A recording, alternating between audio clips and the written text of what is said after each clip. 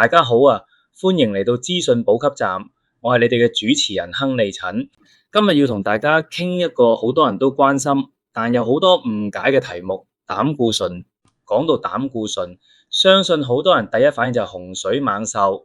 覺得越低越好。呢個諗法可能大錯特錯。萬一膽固醇太低，隨時可能命仔不保。今日同大家介紹呢本書，我不怕膽固醇，作者吳樹人。今集就帶大家徹底揭開膽固醇嘅真相，尤其係用藥控制膽固醇嘅問題，同埋點先至係正健康嘅調控方法。首先要澄清一個最核心嘅誤解，膽固醇根本唔係壞嘢，佢其實係從膽液提煉出嚟，又屬於脂肪，又屬於纖類嘅物質。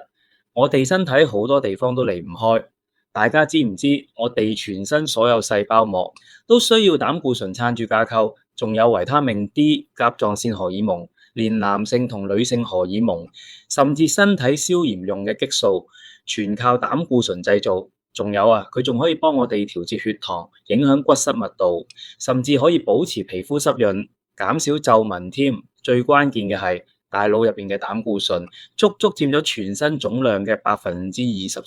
少咗佢，我哋嘅情緒、記憶都會受影響，嚴重嘅仲會危及生命。講個真實例子，大家就明白低膽固醇嘅風險。日本人平時多數食魚、壽司，飲食唔多油，所以好多人膽固醇都偏低。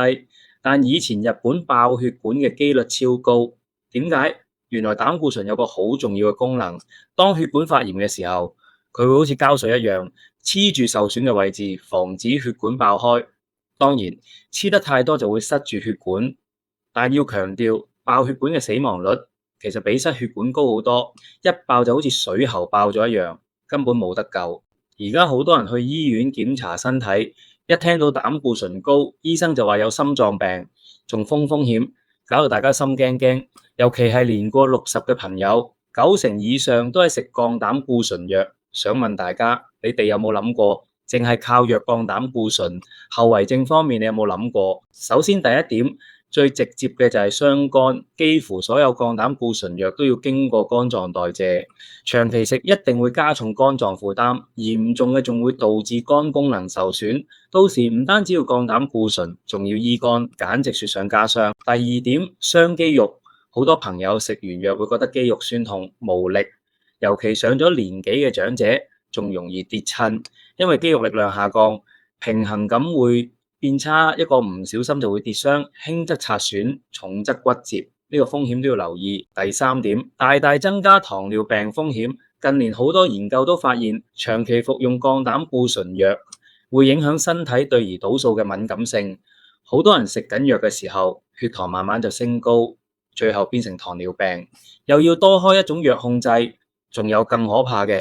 呢類藥仲會穿過血腦屏障，影響大腦。首先受影響嘅就係記憶，好多長期服藥嘅朋友會覺得記性越來越差，轉過就忘記嘢，以為係年紀大嘅問題，其實可能同藥有關。有研究顯示會令情緒變得好低落，風險絕對存在，大家千祈唔好掉以輕心。另外，低膽固醇同癌症嘅關係都好微妙。而家仲唔知係低膽固醇導致癌症，定係癌症導致低膽固醇？但可以肯定嘅係，兩者有密切關係，呢點都值得大家留意。其實呢一切嘅風險，藥廠根本唔會主動話你知，大家可以分析下，藥廠有藥廠嘅計算，佢哋當然希望你覺得膽固醇越低越好，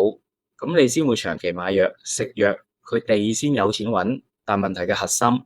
如果你嘅膽固醇高，跟如係飲食唔均衡，淨係用藥壓住指數，唔去解決根本問題，只會越食越多藥，身體越來越差。好多人以為改變飲食冇用，甚至話研究都話改飲食影響唔到膽固醇，呢個可能係錯嘅觀念。只要找到方法，改變飲食絕對可以調整膽固醇，只不過係少少改變唔得，要針對性調整先得。影響膽固醇嘅飲食因素，每一樣都好關鍵。第一，飽和脂肪同反式脂肪，呢兩樣係升高膽固醇嘅元兇。比如大家平時飲嘅3合1咖啡，食嘅油炸食品、加工肉類，裡面都有大量反式脂肪同飽和脂肪。好多人每日飲一杯3合1咖啡，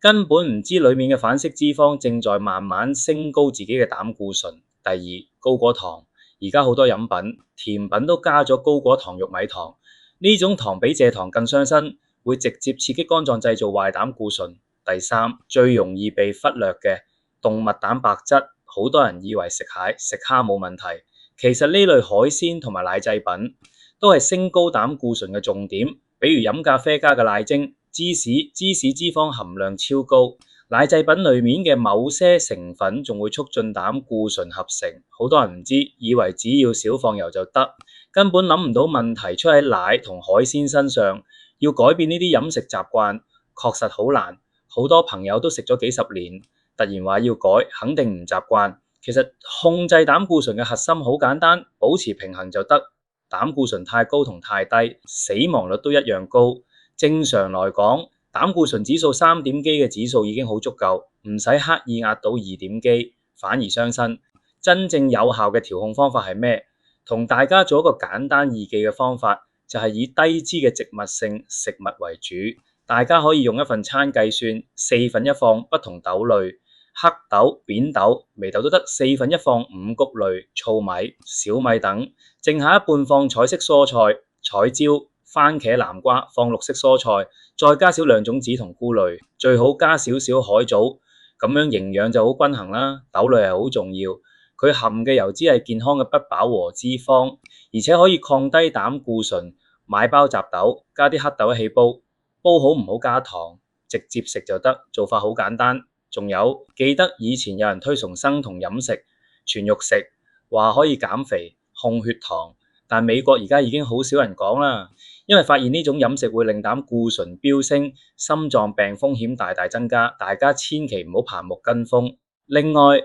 大家唔好誤以為低脂就係冇油，其實好多植物本身就有油，比如枝豆，油脂含量高達40%，但呢種係健康嘅不飽和脂肪，唔使刻意避免，只要唔額外加油就得。最後總結一句，改變飲食先可以解決膽固醇嘅根源問題，唔好一味靠食藥嚟控制。